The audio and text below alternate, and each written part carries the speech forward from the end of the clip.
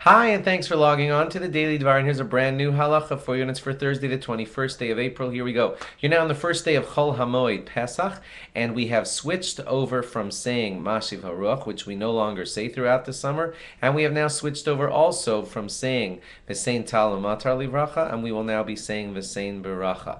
Basically, those are two requests that we used to say in the rainy season. Now that we enter the summer season, the proper thing is to no longer say those two additions. Look in your siddur if you're not familiar what words, or ask a rabbi if you're not familiar what words I'm referring to, but the switchover has happened. Now, if you forget to make those switches in your Shemona Esrei, you must repeat the Shemona Esrei. That's the law. If you don't know what you did because you spaced out, unfortunately, said your Shemona Esrei, and you can't remember what you did, then the halacha is that you have to assume that you did the wrong thing because you probably followed your old habit. What you could do is switch over your habit on purpose by saying it 101 times. Now, the way to do that is to smoothly say the piece 101 times. Here's what you would do. You'd take the words right before Mashiv Haruach, which are Mechayemesim Ata Rav Lahoshia, and then you say Mechal Kel Chaim Bechesed, and boom.